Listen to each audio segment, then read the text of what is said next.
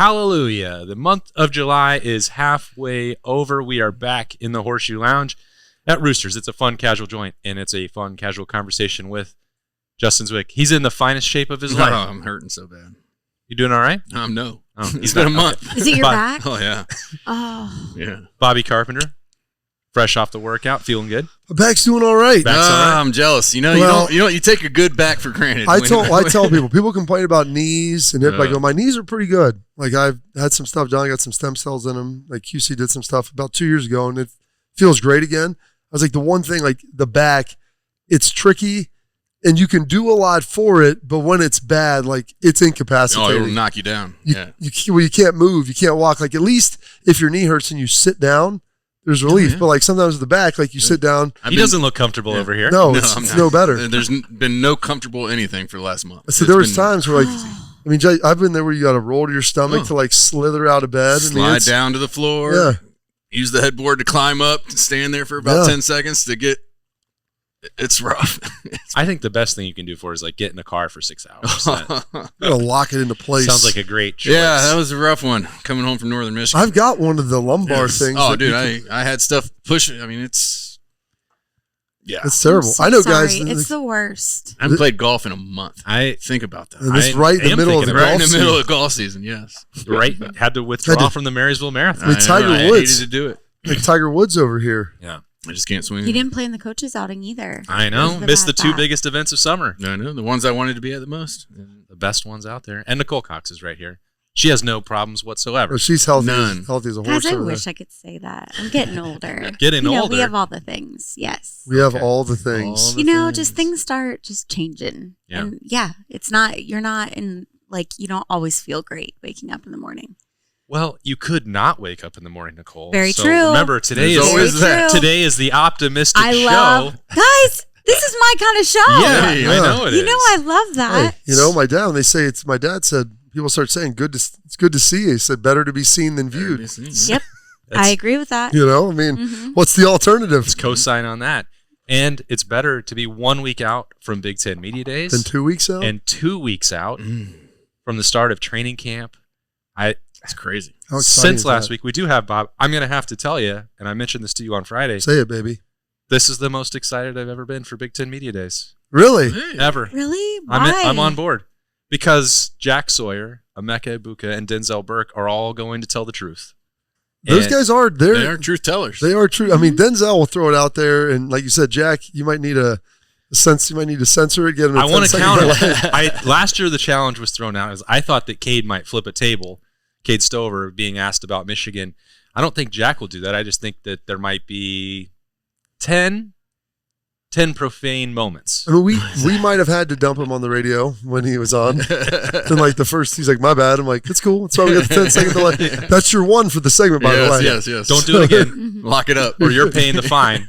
But I think I'm excited for it. And I know that a lot of the questions Ohio State is going to get in 8 days' time, Bob, are going to probably annoy me from the national media, but that also adds to the intrigue. Ryan, do you feel like you're on the hot seat this year? The hot seat stuff is going to be I love the hot seat. But it's going to be two things, Bob. It's going to be hot seat and also that Ohio State purchased an all-star team.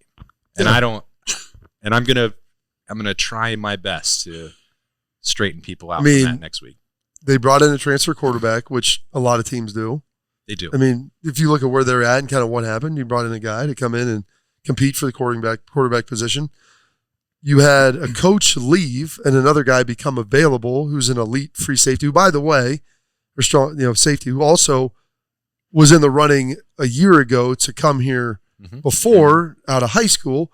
And then you had Quinshon Judkins be like, hey, I want to go leave Ole Miss. I don't want to run the ball every play that we have. And hey, IGB, is that cool up there? Is it a cool spot? Yeah. Hey, Ryan, would you like to come? Well, let me check with Trey. Trey said it's cool because he wants to win and he's excited about that. And he's an incredibly humble, remarkable young man. So, okay. It's like, but outside of that, it's like, okay, you had Julian Sain come in. But, I mean, if Julian Sain is starting a quarterback, it's either he is phenomenal or something else went awry. Yeah. But that's kind of it. I mean, they're really look at like what Oregon has done. Like, there's a lot of other schools at the top. Georgia's probably one of the other few that's very similar to Ohio State that brings in 5 to 8 guys a year on average. Mm-hmm. But a lot of those other schools, they could get everybody they can. Yeah, it's just silly to me. But that makes me think about the things that we're most excited about for this Ohio State season because we're so close now. So any storylines. This came up. We were asked about it last week, and we got into it on the podcast.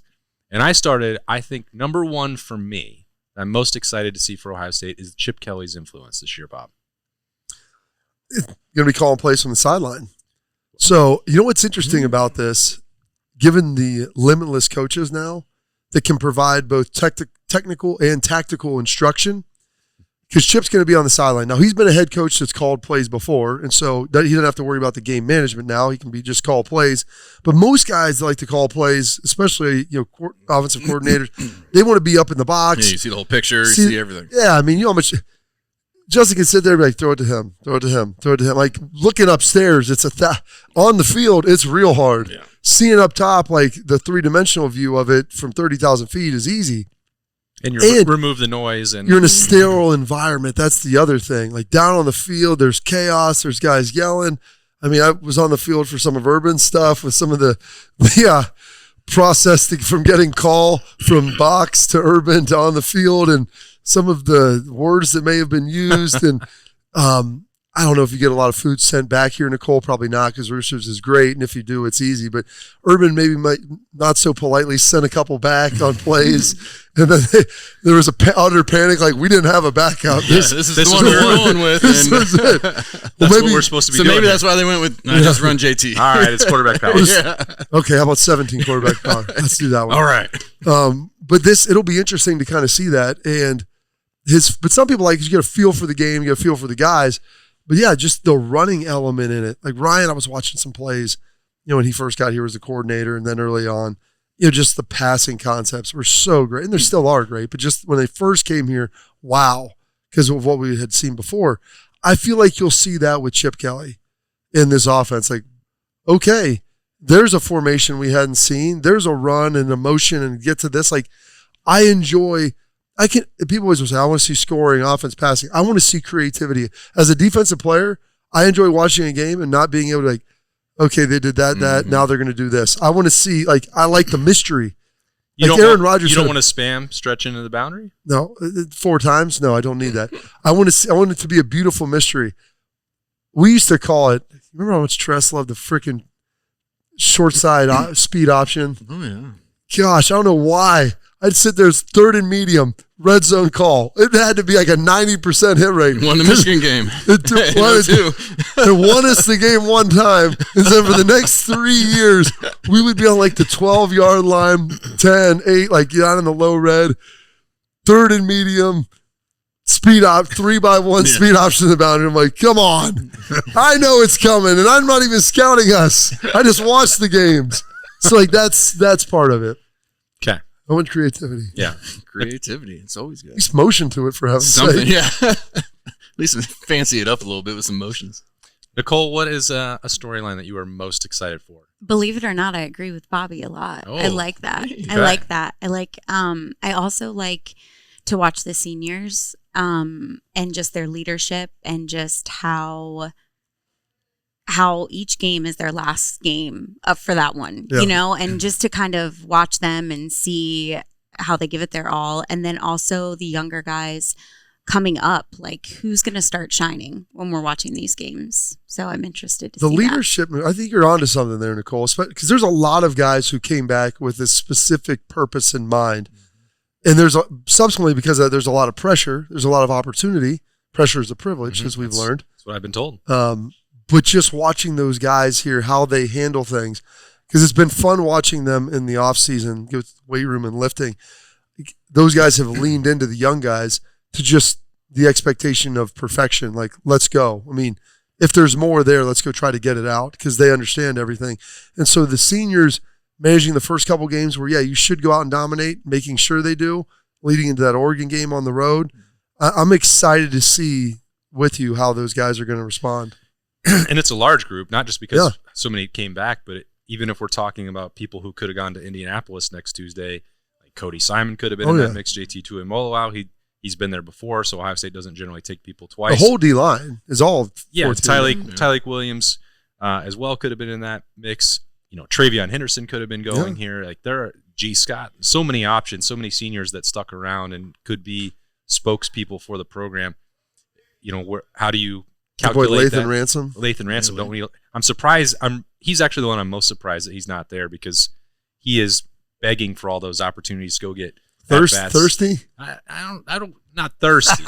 He's hungry. He is hungry. Yeah. And he wants to do it, and he wants to get better. And he does a good job at it, too. Maybe that's why. He's like, I have been on the juice like 3 times. I came in. I'm doing too much. I did Roosters. Let's just let somebody else have the spotlight for a little bit. So, the guys are so humble. I could see them doing that. Just what we were talking about with Travion. And I'm very impressed by just how humble some of them can be and what team players they are, how they're keeping everyone involved. It's not just for their stats. It's not just for them. It's just making it a team effort. Yeah, and it's hard to quantify what that means when the games actually start, but you'd rather have that than not have it. Oh, absolutely. 100%. Well, I think what it means is like, dude, you're selfless. Like you're willing. Mm-hmm. You see like Trey out there. Maybe he doesn't get 20 carries. He doesn't want 20 carries. Maybe he's more involved in the pass game, like broadening his skill set, doing some other things. Maybe you don't get to score that game-winning touchdown at the end of the game, but you've done a lot of things up to that point. Or you're in here and, it's 3rd and 7, so Trey's on and Quinshon's not. Like, it's just all of those things like that. Doing that and be genuinely excited as opposed to pissed off why you're not on the field, which is good. You want guys that are upset, like, I want to be the guy. And you can be that, but you also can be your guy's biggest supporter and your biggest cheerleader.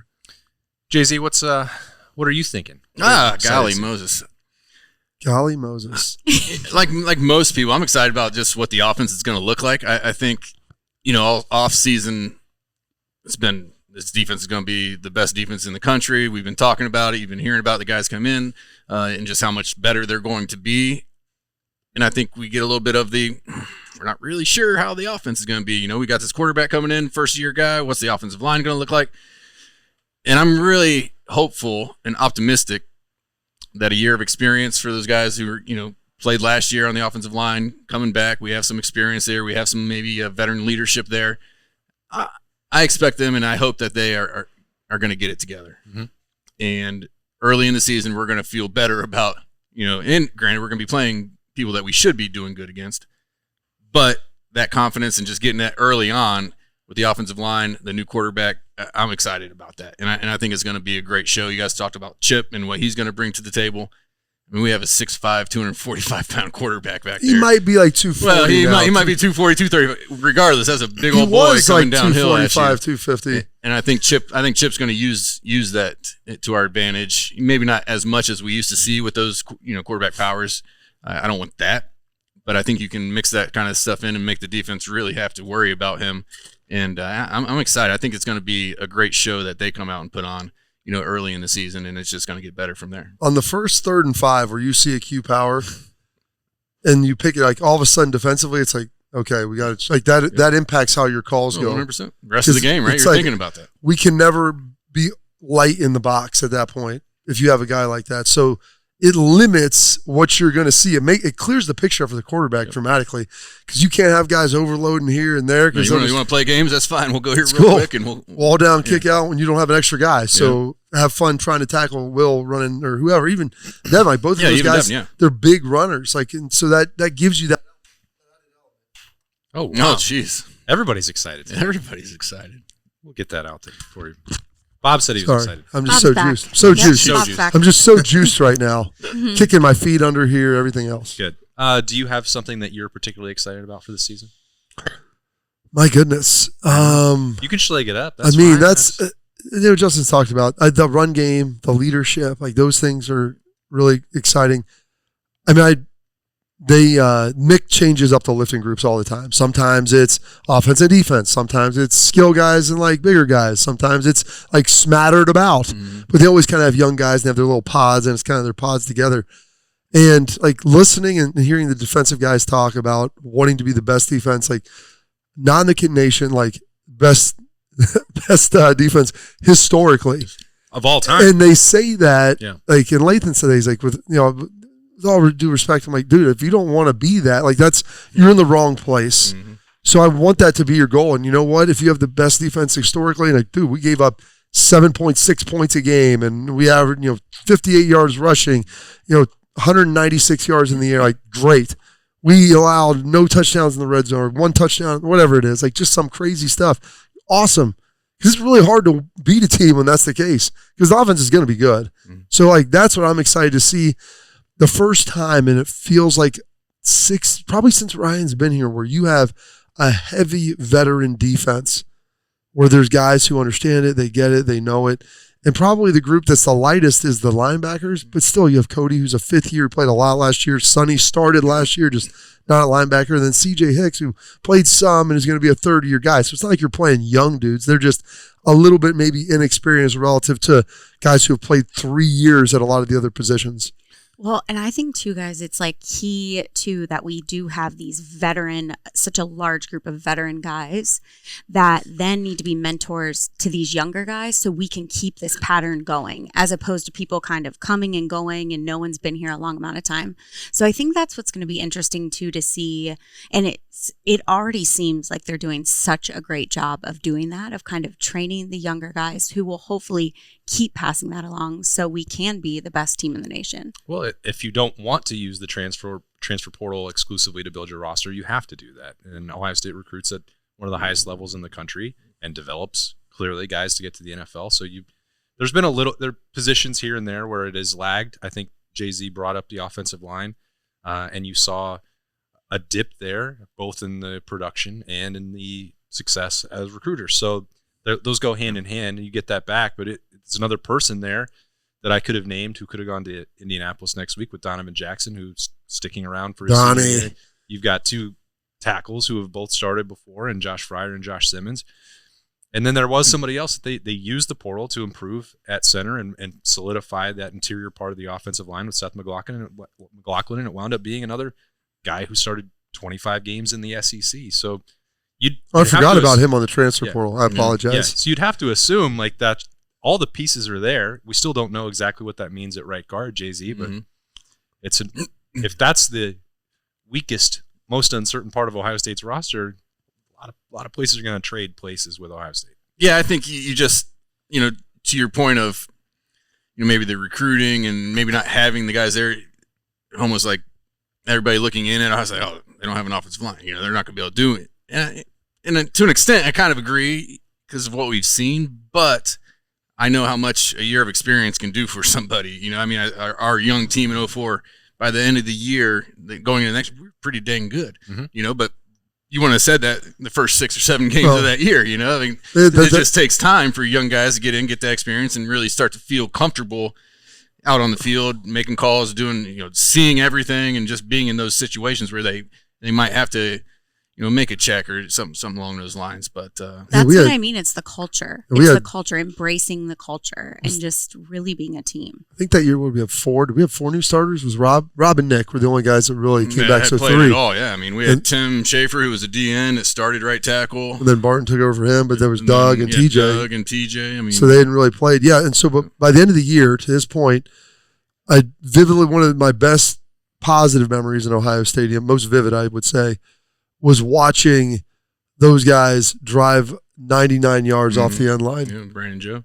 Just all the way down the field to punch one in. It was very impressive. And that was an offensive line that had gotten beaten up a little bit before. And I looked last year against Michigan. Like, I firmly believe if the defense could have gotten a stop, that they would have been able to get the ball back. And honestly, against one of, if not the best defensive lines in college football last year at Michigan, I think they would have been able to win the rushing battle should they had 4.5 minutes left to go score and not, minute and change, and been able to get push. And they were doing that. So, like, it's not that the gap, it's, you're talking razor thin. So they're close.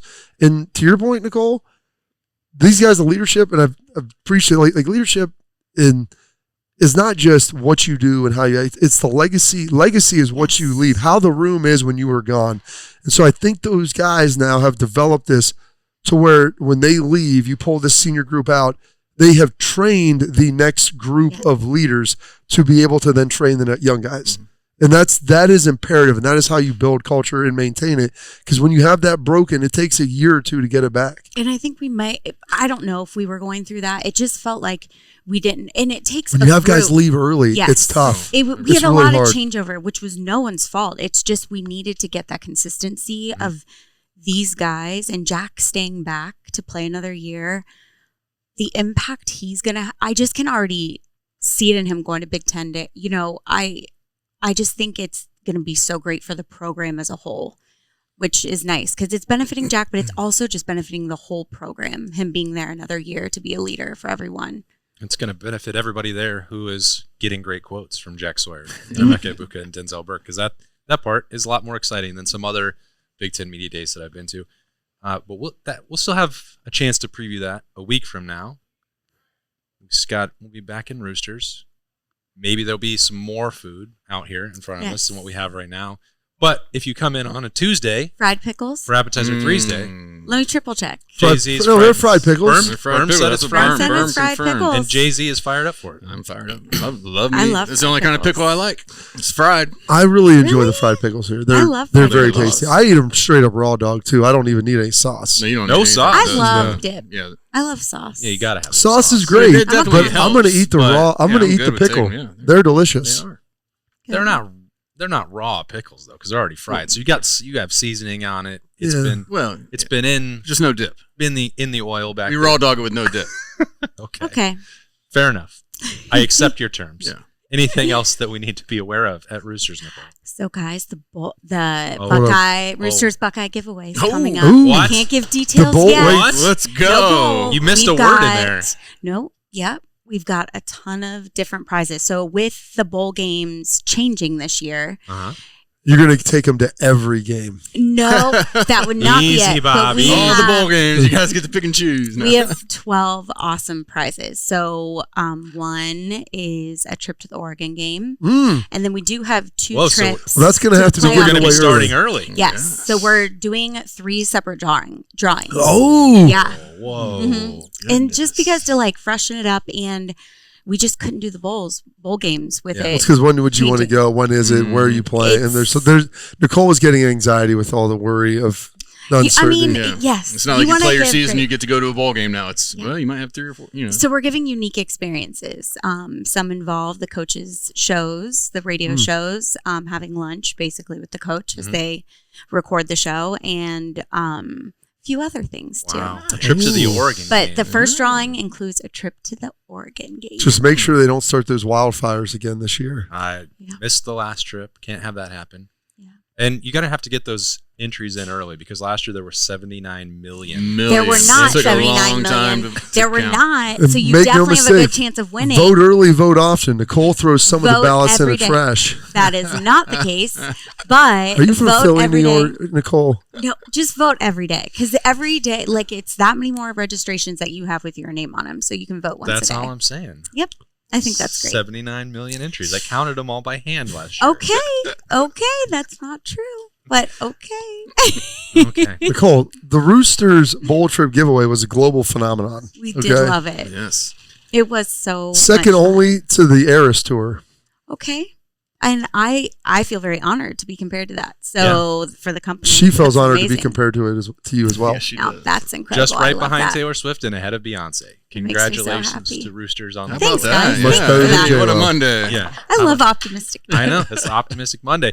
We're going to continue it. With the most optimistic man in the world. Yes. With Bring him our- on down. Your friend and ours, the most optimistic man in the world, Jeremy Birmingham, will be here. Nicole Cox is going about her day. We'll be right back in here into Roosters. It's a fun, casual joint. Roosters has been so fortunate. We just want to be able to give some of that back to the community. They donate to organizations that are near and dear to their heart, and we're so fortunate to have been with Roosters now for a long time. They always go above and beyond to help support our foundation to further help veterans. It's just a wonderful feeling to know that Roosters supports the Buckeye Cruise for Cancer. All the folks at Roosters are just genuinely kind folks, and they want to make a difference. Thank you, Roosters Foundation. Thank you, Roosters. Thank you, Roosters. Thank you, Roosters Foundation. We are back. Second half of the show at Roosters, and Berm is here. Berm. Hello. What are you most excited for about these Buckeyes? This whole offseason, Power, run, game, power, football. run, game, football. Mm. I said Chip Kelly. I already took that. No, this is different. This is Quinshawn and Travion and Willian going at it as a trio. Willian, that's a trio. Going at it as a group. I'm just so excited for for 3rd and 1. I'm excited for the first 3rd and 1 of the season where someone just blows a hole open on the left side and Travion Henderson runs for 60 yards for a touchdown. Kind of like Notre Dame. Yeah. But it's going to happen a lot, and I think it's a whole mindset. So this is the God's honest truth. We used to run 46 and 47 power. Dave. A lot. Dave. Called it Dave. A couple times. Tress said he goes, in years that we had run Dave 250 times or more. Now, this was under the classic 12-plus bowl game. So you're talking at least 15 times a game. We played or won a national championship. That was over his career. 250 times. So, I mean, you divide that by 12 or 13, whatever you're looking at there. Yeah. I mean, it was kind of, I remember doing the math. I'm like, at 13, that's 19 times a game. That was the bread and butter, baby. And maybe in 2002 we had the extra one. I think when he was at Youngstown State, they had some playoff games, but I mean, it was in theory 15 times a game. I think was kind of what he was shooting at. Now, so how many times does that mean you have to run it in practice? Oh, that's every other Letterman Honda. I was like, dude, I know the check for this. This is our main thing on 3rd and short. But anyway. So Tress we've talked about this, how he's been more involved with Ryan lately. They've talked. He's got more time. Ryan and him have developed this relationship. Maybe that's in the ear, hey, I know the passing is great, and that looks good in Sports Center and 7 touchdowns. Let me tell you about this play. Let me tell you, if you run this play 15 to 20 times, and I think Chip might be on board. And Tress was like, hey, you can run it like this. You can run it like this. All sorts run it out all kind of personnel against Miami. That's the beauty of it. You can do it with all sort of personnel. Yeah. You now have multiple players who can run it with Travion and Quinshawn, and even you could run a QB power. You can. Did you watch the Miami game against Trenzel? Trenzel was knocked now. I mean, the Buckeyes weren't able to do that in the last few years. You can do that now.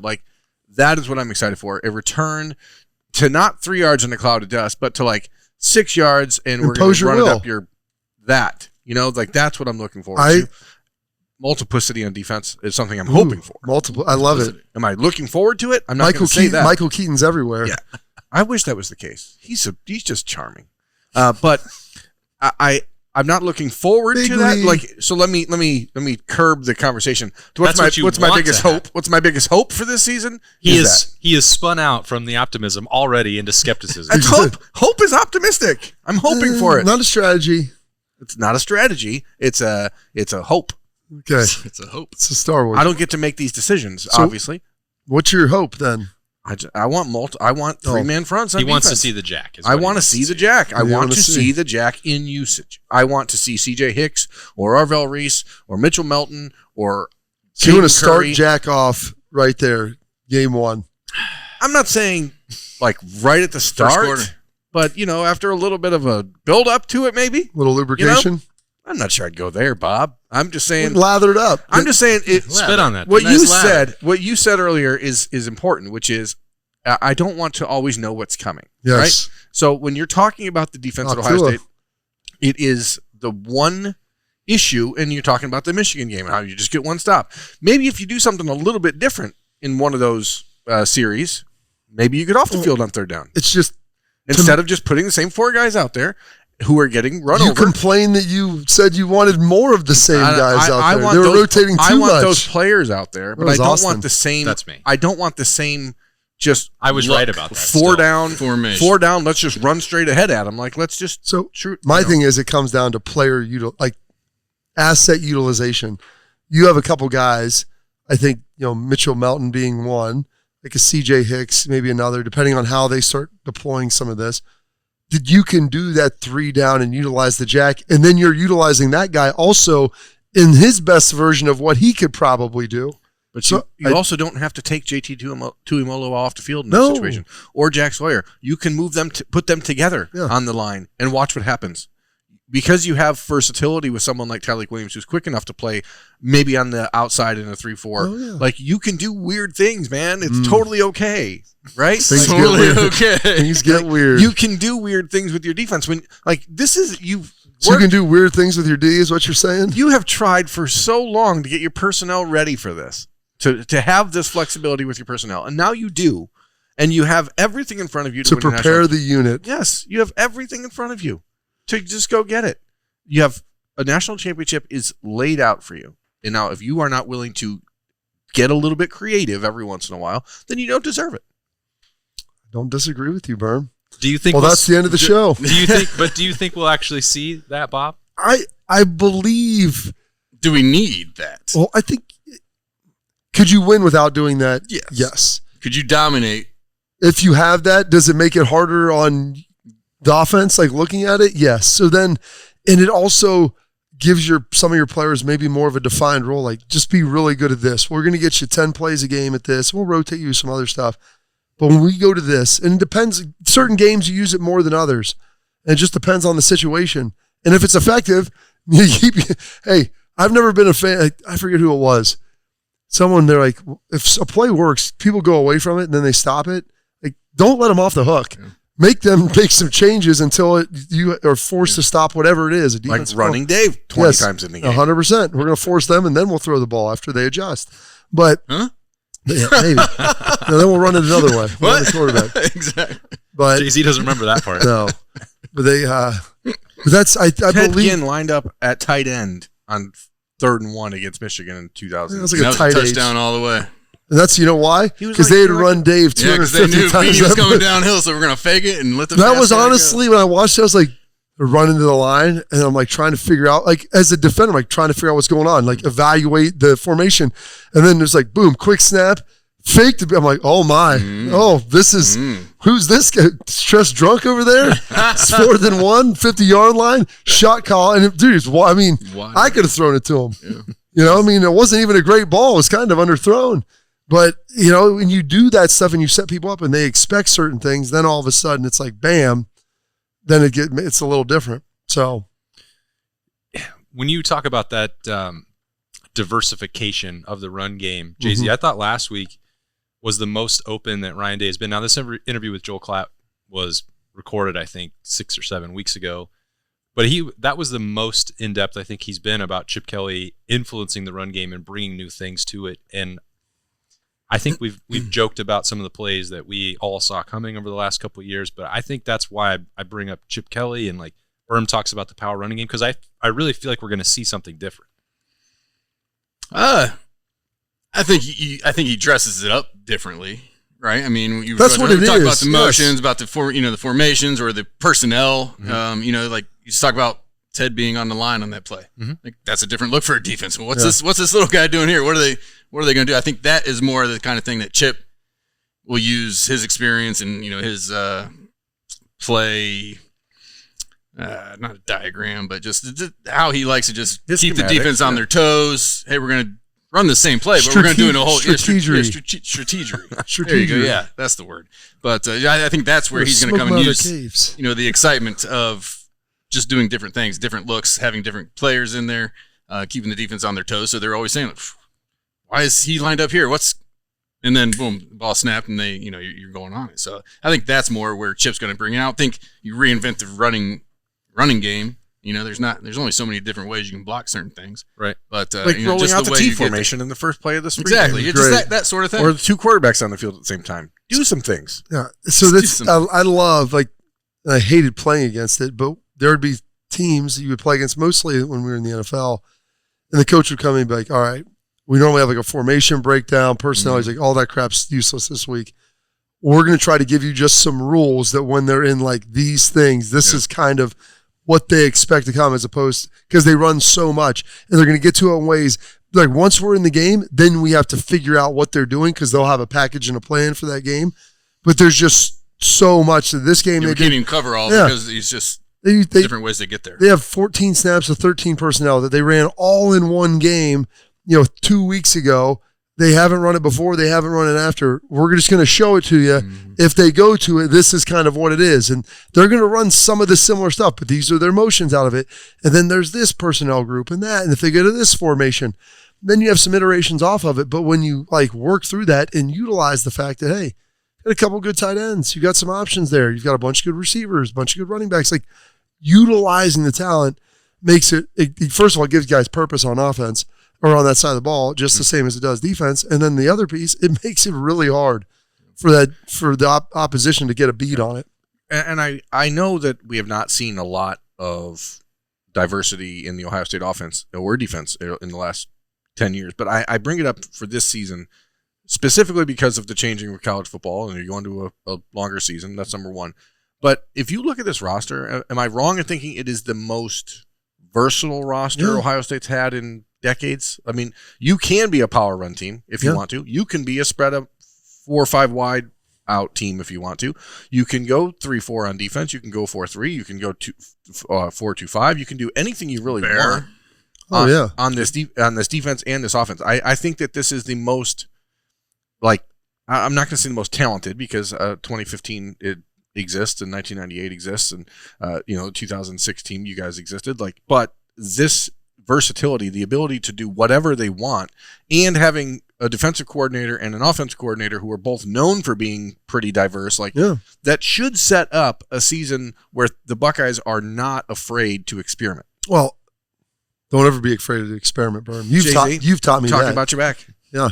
Yes. But one of the guys I forgot, Bill Kazmaier, a.k.a. Will Kazmarek, who came in, who is a big physical tight end. Like, that's that power run game you talk about. Like, you can get in 12, get him and G. Scott out there. Mm-hmm. Boom. Run by Kazmarek. You can get G involved. Like, he's a physical guy. Get involved in the pass game with that. Like, there's just a lot of options. That's what I'm saying. Like, you've collected all of this talent. And you developed, you have recruited. it. Yeah. You've recruited and developed it. And you've worked guys that can be multi-positional too. And so being able to utilize those skill sets, like, that is a dream. I will always get upset with coaches. Like, this is my system. This is why I run. I bring players in to fit to it. That's great. Okay. But if you have somebody who has coach. If you sorry, your words, not mine. But if you have special people with special talents, like, how can I utilize this guy in a way that I can only do it because I'm the only one that has him? Like, imagine if you were playing chess and you had 4 queens. Oh, this is great. I can do that. I love this game. Yeah, but I like to use my rooks a lot. So I'm just only take the queen diagonal like a bishop. Well, that kind of defeats the purpose of having somebody that has more ability. Yeah. Like, what are we doing? Let them use it. That comes back to fight. We got this question on the podcast daily in the mailbag, and it was like about using CJ Hicks, and we talked about Baron Browning, and like, I think that's the hang up. It's like, you could have done this with Baron Browning all along. Are you going to not do that with save him CJ for Hicks? the NFL? You talked to CJ Hicks on your show over the weekend. So yeah, I think that's the piece where we're talking about. Jay-Z brought up the point. Could Ohio State be the best defense in the country without doing this stuff? Absolutely, they could. Is that the standard? Like, if you can be even better than that, if you are trying to be historical, all-time great defense, don't you need to do something a little bit different to take it to that next level? I think Ohio State fans, I'm just going to speak for them generically. Like, that's they said that you were someone called you a carpetbagger, Austin. Carpetbagger. Yeah, I don't know if you can speak for the Buckeye Nation. I won't. I'll speak for the questions that they ask of me. Okay. When you have an offense that can do whatever you want and a defense that should be able to do whatever you want, I think the beauty of it is that you can take risks and make mistakes. And no, it's fine if we turn the ball over this time. Like, you're not going to do it 8 times a game. But if you make a mistake or if you fall, you don't finish out a drive. But if you're putting things on the tape and put it on film, like, you have a defense that should be good enough to bail you out, to bail you out, or an offense that should be consistent enough and strong enough to, deal with being maybe in bad field position if you take a risk and you get burned a little bit. Like, it's okay. Like that. Plus, you play a pretty crappy schedule 8 weeks of this season, right? So that's not actually true. I mean, you got Oregon. You have the best game. You have 3 teams that should be able to, on a normal day, give you a real game, right? You just keep insulting Iowa. It's going to be one of the better defenses in the country. I don't care. All Kirk Ferentz does is win like 8+ games every single year. He's a great coach. They're really talented. They're going to be a fine football team, but I don't think that we should be looking at them as saying that team can come into Ohio Stadium and beat the Buckeyes. I think there's no team that has a higher floor and a lower ceiling, like all combining together. Their variability. I know this. They'll win at least 7, probably. They'll be ready to probably play. win 8 games. Now, it's a weird thing for me to get hung up on, but that's a game where you can't make a lot of mistakes. Now, but again, you have 7 weeks to get ready for that. Like, I'm not suggesting you can just be 7. Isn't that week? It's right before Oregon. Okay, and so that's it's the week other 5. reason. Wait, they it's play just- Iowa the week before So Oregon? it's week 5. Whatever. My point remains the same. You have to be technically sound in that game, but that's not the case against Western Michigan. That's not the case against Akron. That's not the case against Maryland. Like, you can do things and try to get creative. Now, does that mean you can be reckless? Of course not. But you have more talent than any That's team in right. the country. Iceman. Yeah. You have more talent than any team in the country. What movie is that from? Top Gun. I never saw it. The original. Ice Age. When's I this, am dangerous. when's this matchup with Maryland? I don't know. Is they not play Maryland this year? No. I mean, I don't. Hey, listen, we're in the division. we're just- we're you just- used to always be able to count the Eastern Division teams What? in there. Yeah, that's right. They don't play Maryland anymore. That's Ah. those days are gone. It'll my be friend. James Franklin and Lockley. Lockley.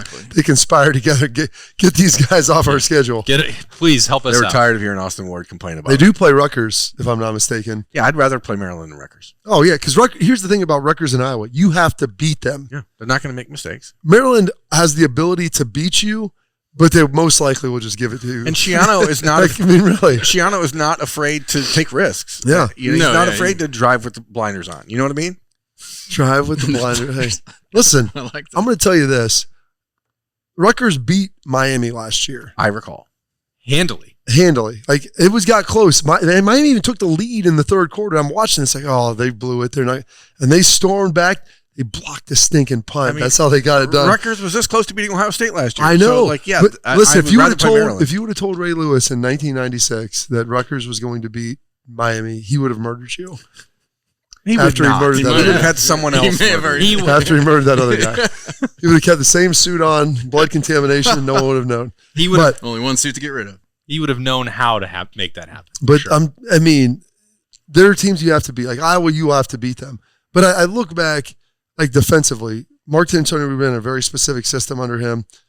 Kept a lot of it under Mark Snyder with Haycock and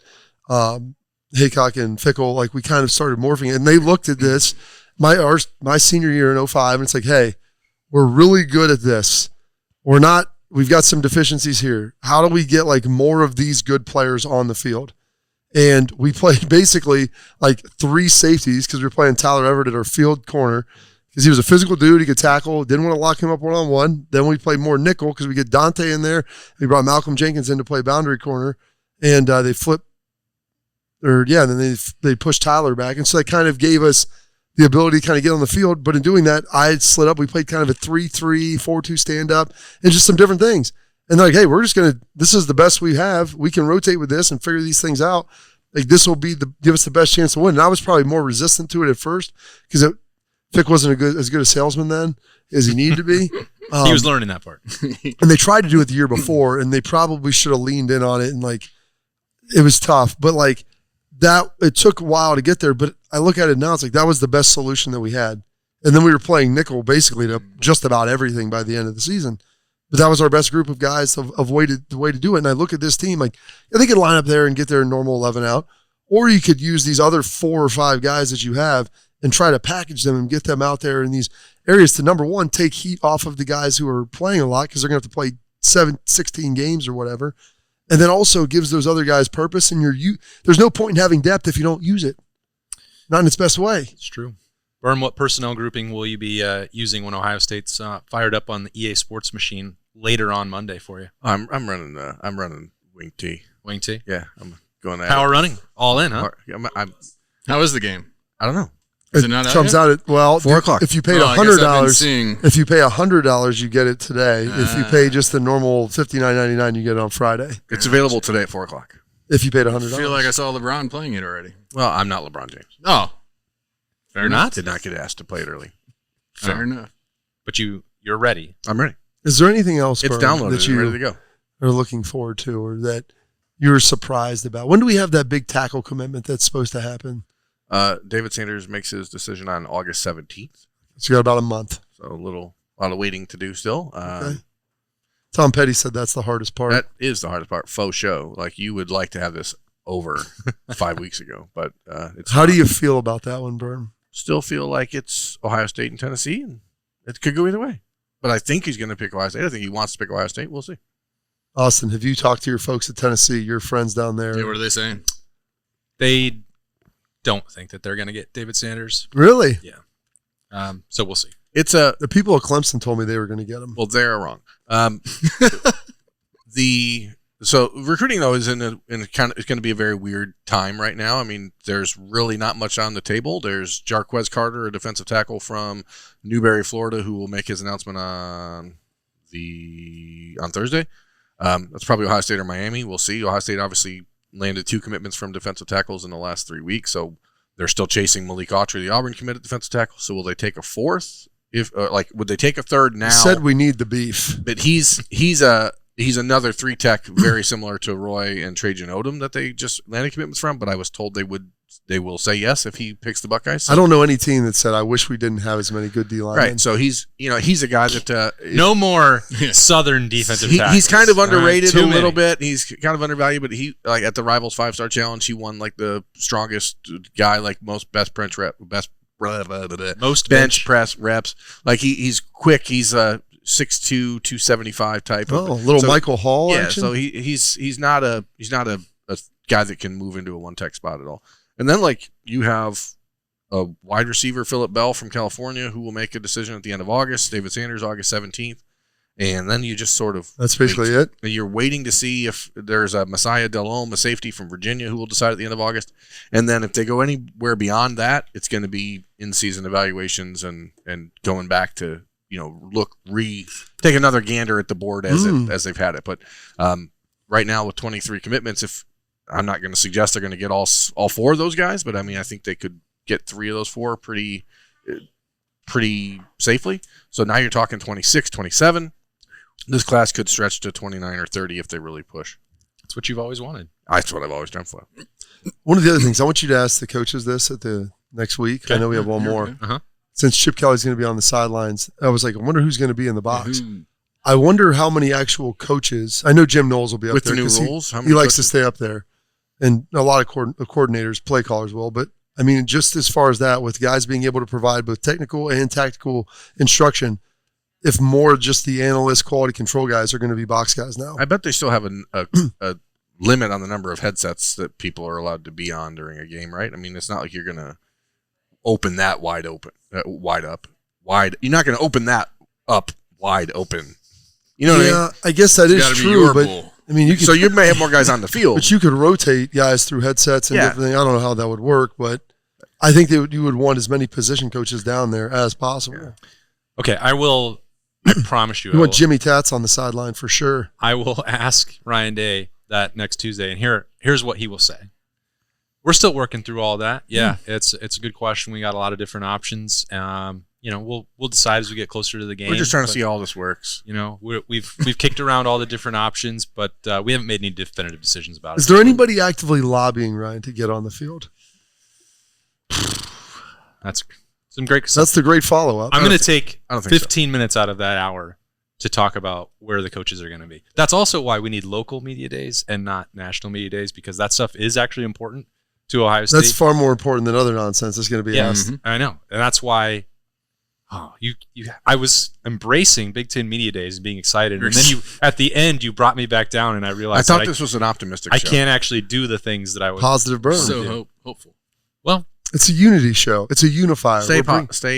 Staying positive. Still excited, and that's in 8 days. Can't wait. But we're going to be back in 7 days next week at Roosters in the Horseshoe Lounge. Tomorrow, though, 1 day away. It's fried pickles. It's Appetizer 3's Day. Thanks to Nicole Cox and Roosters, as always, for having us in. Can't wait to get back next week.